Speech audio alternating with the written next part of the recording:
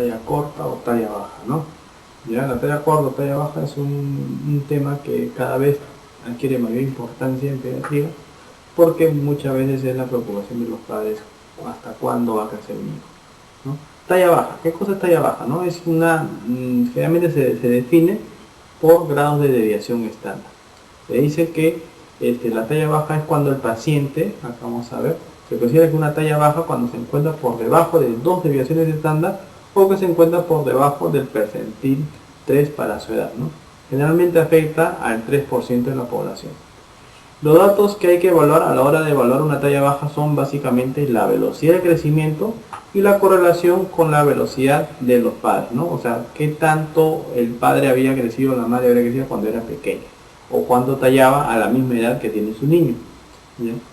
Dentro de la fisiopatología del crecimiento debemos tener en cuenta qué cosa, que dentro del proceso complejo de crecimiento hay una gran cantidad de factores que hay que tener en cuenta para la evaluación integral del niño o niña con talla baja. Hay que tener en cuenta qué cosa, que existen entre estos factores de crecimiento una serie de factores multifactoriales, o sea, entre ellos tenemos los factores genéticos. Generalmente, si el padre es alto y la madre es alta, obviamente es más probable que el hijo sea también alto. Si los padres son bajos, padre y madre son bajos, lo más probable es que el niño también tenga una talla baja final, ¿no? Pero no siempre va a ser esto, no es el único factor, ¿ya? También tenemos, y que son importantes, los factores nutricionales. Mientras el paciente tenga mayor grado de desnutrición y esto sea más crónico y esté más afectado, obviamente la talla va a ser mayor, ¿no? Todos ustedes sabemos que para evaluar el crecimiento de un niño o para evaluar el estado nutricional de un niño tenemos componentes de agudeza y componentes de cronicidad. El componente de agudeza es el peso talla, que da la agudeza de la desnutrición, y el componente de cronicidad es la talla edad, que da componente nutricional a largo plazo. Por eso se llama factor o componente de cronicidad.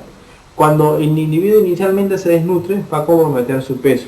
Cuando esta desnutrición se prolonga y se hace crónica, va a comprometer la talla. Por eso que los niños desnutridos crónicos tienen una talla baja secundaria a una desnutrición. Y esta talla que se pierde o que se deja de ganar ya nunca se recupera y van a ser enanos nutricionales. Entonces el estado nutricional es un factor que condiciona a que estos pacientes hagan una talla baja final, ¿no? Otras patologías como las comorbilidades, como la insuficiencia renal crónica, los pacientes con cardiopatía, los pacientes con síndrome malabsortivo, o los pacientes hipocíclicos crónicos, o pacientes con un problema renal crónico, también van a condicionar que estos pacientes no crezcan de manera adecuada. Factores congénitos como las cromosopatías también, ¿no? O sea, es difícil encontrar pacientes, por ejemplo, con síndrome de Down que midan 1,80 m, 1,90 m, ¿no? Generalmente son pacientes con una talla baja. Los factores hormonales como el hipotiroidismo, que también es una causante de enanismo, también condiciona que estos pacientes tengan una talla baja. El déficit de la hormona de crecimiento también, ¿no? La resistencia a la hormona de crecimiento también, o las alteraciones hipofisiarias. Otros factores de crecimiento como la hormona tiroidea, la insulina o los esteroides sexuales también favorecen que algunos pacientes tengan una talla baja secundaria a un déficit hormonal. Cuando hablamos de talla baja, como ya mencionamos, existen una serie de factores, no es solamente un solo factor, existen múltiples componentes, por eso se dice que existe un componente multifactorial. Debemos tener en cuenta también los periodos de crecimiento. En la etapa fetal o en la primera infancia, generalmente desde la mitad de la gestación hasta el final del primero o segundo año, depende de varios factores: hormonales, sustratos energéticos, nutrientes esenciales, flujo sanguíneo uterino y espacio limitante materno.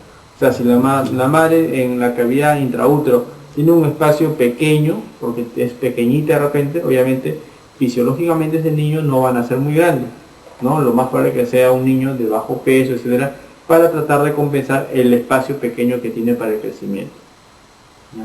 En la primera etapa o en esta primera infancia, ya es la etapa de crecimiento más acelerada. Entre el primer y tercer año de vida, ya el comando de crecimiento lo toma recién la hormona de crecimiento, las somatomedinas y otros factores similares a la insulina. Por eso que se dice que estos niños, generalmente en etapas iniciales, en los primeros 2 o 3 años de vida, deben dormir temprano, porque la hormona de crecimiento se comienza a secretar con mayor intensidad en las noches, cuando el niño duerme más temprano. Aproximadamente durante el primer año de vida se crece aproximadamente entre el 23 y 26 centímetros. Un niño cuando nace nace con una talla promedio de 50 centímetros. Al año de edad el niño mide como promedio 75 centímetros, o sea, ha ganado más o menos el 50% de su talla al momento de nacer.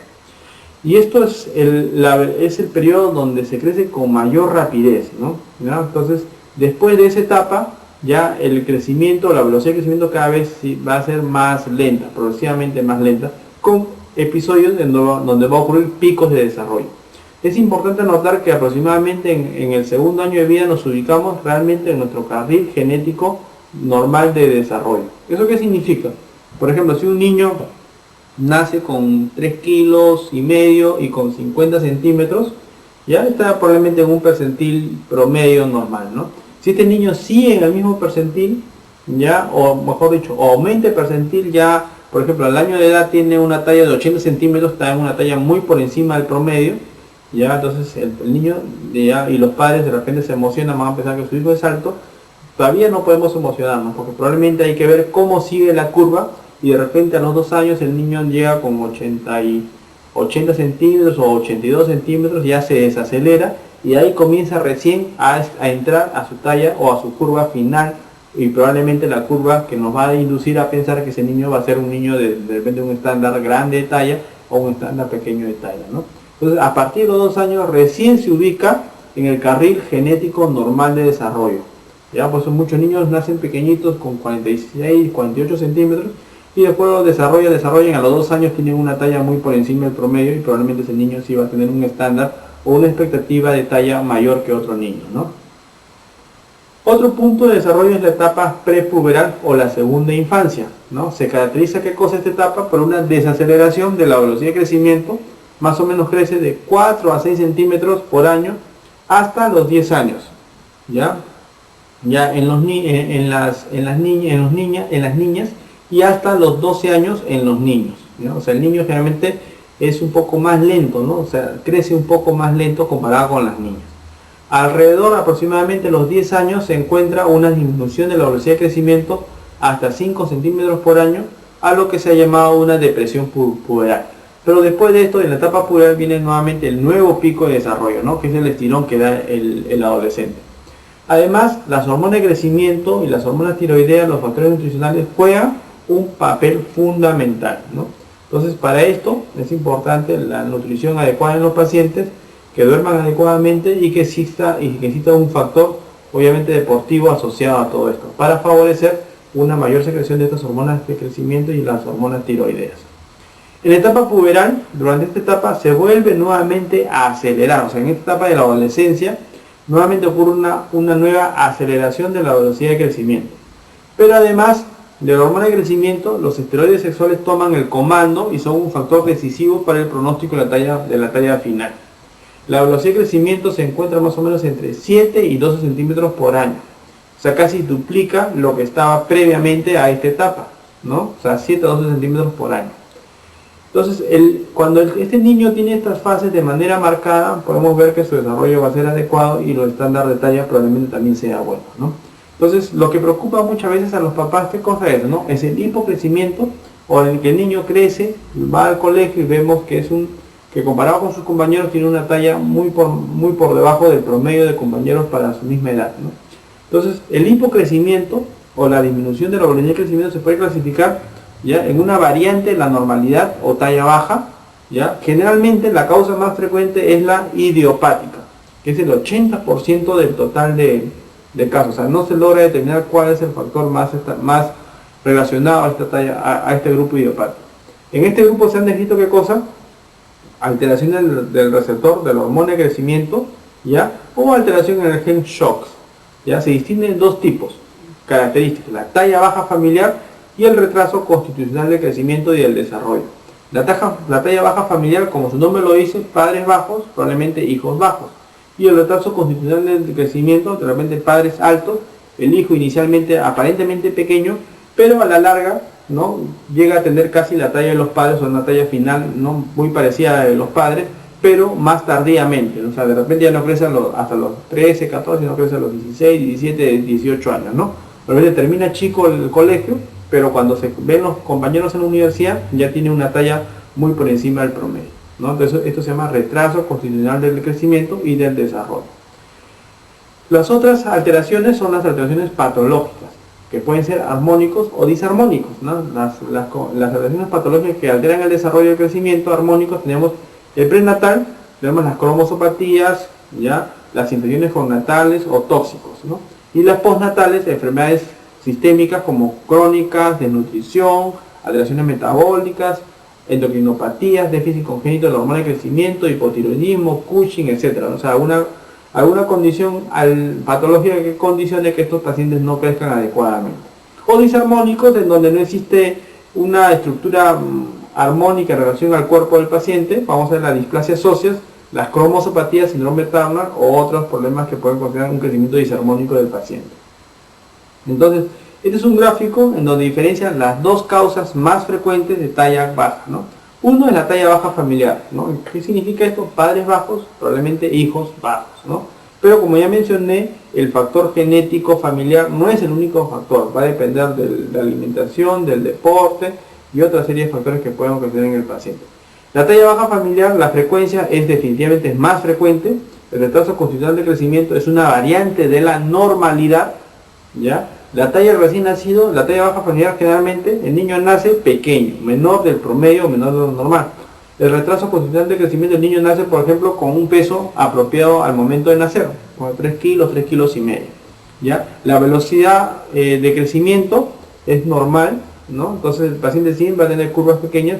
La velocidad de crecimiento es menor de lo normal, o sea, cuando vemos su curva está por debajo del percentil normal, ¿ya? Y posteriormente se normaliza. Los antecedentes familiares, generalmente padre o madre de talla baja, ¿ya? Y los antecedentes familiares del retraso constitucional de desarrollo es que el papá también tuvo junto con la mamá con una pubertad retardada. O sea, era chiquito el colegio y al final cuando se encontraron posteriormente ya tenían una talla muy por encima del promedio. La edad ósea, en la talla baja familiar vamos a ver una edad ósea igual a la edad cronológica. Y en el retraso constitucional del desarrollo o del crecimiento vamos a encontrar una edad ósea que puede ser igual a la edad talla, pero retraso respecto a la edad cronológica, ¿no? O haber un retraso en la edad cronológica. O sea, el niño va a tener 10 años, va a tallar como 8, pero su edad ósea de repente va a ser 7 u 8, ¿no? Entonces esto permite que estos niños, su castillo de crecimiento se van a cerrar más tardíamente comparado con otro niño con talla baja familiar. La talla final, obviamente la talla baja familiar va a ser disminuida, ¿no? Por encima del promedio o muy parecida a la de los padres. Y el retraso constitucional del crecimiento del desarrollo, la talla final va a ser normal, ligeramente disminuida, pero muy parecida a la de los padres. Si los padres son altos, obviamente el niño de repente también va a ser más o menos alto, ¿no?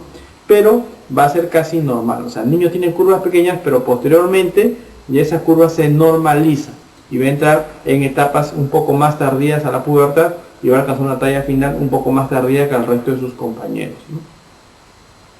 Entonces, cuando valoramos el crecimiento, tenemos que hacer ¿qué cosa? La historia clínica. Preguntamos cómo va el desarrollo, vemos la ficha de crecimiento del paciente en el momento de nacer y en las primeras etapas de la vida, y preguntamos sobre los antecedentes familiares, o sea, talla y peso al nacer, datos evolutivos del peso a través de la curva de crecimiento que se da en los controles iniciales de la vida, las comorbilidades, ¿no? Si el paciente tiene, por ejemplo, una endocrinopatía, una cardiopatía, una hepatopatía, etcétera, que condiciona que el niño tenga una talla baja, los hábitos nutricionales, ¿no? Una historia dietética, ¿ya? El desarrollo puberal antes de los 8 años en niñas o antes de los 9 años en niños, de repente hizo la pubertad antes de tiempo, el entorno social, familiar, práctica de deporte. Todo esto influye para un mejor desarrollo hormonal.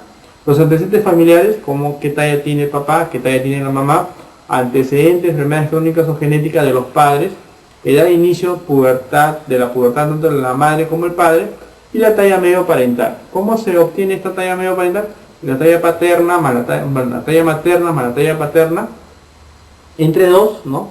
Es más menos 6,5 en niños y más menos 6,5 en niñas, ¿no? Entonces, esta es la talla medio parental, que es la talla promedio que puede tener el niño, ¿no? O el hijo o los niños. Acá tenemos un algoritmo ya a seguir cuando observamos un paciente con talla baja. Talla baja, ¿cómo hacemos el diagnóstico? Cuando se encuentra por debajo de 2 desviaciones estándar o por debajo del percentil 3, ¿no? Esto se obtiene a través, obviamente, de la tabla de desarrollo. Ya hacemos una anamnesis, historia clínica, valoramos clínicamente todo el paciente, valoramos ya la edad ósea, ¿no? Si vemos si es una edad ósea que está retardada, podemos pensar que de repente es un retraso constitucional de desarrollo. Una edad ósea que es mayor o igual a la edad del paciente, podemos decir que de repente ese paciente va a tener una poca expectativa de talla, ¿no? Si tiene una talla entre más o menos menos 2 a 3 desviaciones estándar, valoramos ya la velocidad de crecimiento, ¿ya? Y luego de eso vemos en qué percentil se encuentra. Si se encuentra en mayor del percentil 25, probablemente es una variante normal de la talla baja, ¿ya? Y completamos ya la velocidad de crecimiento, ¿no? Controlamos cómo va la velocidad de crecimiento del paciente cada 6 a 12 meses. Si la velocidad de crecimiento ya está por debajo del percentil 25, hacemos pruebas complementarias, así como si el paciente se encontrara con una talla por debajo de 3 desviaciones estándar. Entre estas pruebas complementarias tenemos pruebas generales y pruebas específicas. Entre las pruebas generales o específicas pueden salir positivas o negativas, ¿no? O sea, buscamos secundarismo generalmente, ¿no? Hormona de crecimiento, hormonas tiroideas o alguna comorbilidad que tenga el paciente. Si sale positiva, obviamente hacemos el diagnóstico específico, ¿no? Hipotiroidismo, de repente una resistencia a la insulina, etcétera, ¿no? O de repente síndrome de Cushing, etcétera. Ya, si salen negativas, ya hacemos también, ¿qué cosa? El dosaje de algunas hormonas específicas. Si salen positivas, obviamente hacemos el diagnóstico específico, ¿ya? Y todo eso va a llevar a qué cosa? A que en estos pacientes que si son normales estas pruebas, vamos a de repente, le podemos decir que es el déficit de hormona de crecimiento es improbable. Si estos valores han disminuido, probablemente sea un estudio pasamos a un estudio de hormona de crecimiento, para la posibilidad de usar obviamente hormona de crecimiento, ¿no? Para ver si esto está deficitario o no. Entonces este es el enfoque más o menos que se hace en estos pacientes, pero todo ello está valorado con una buena historia clínica y una velocidad de crecimiento. O sea, no se aplica hormona de crecimiento inmediatamente a estos pacientes, ¿no? Bueno, esto en relación a talla corta en pediatría.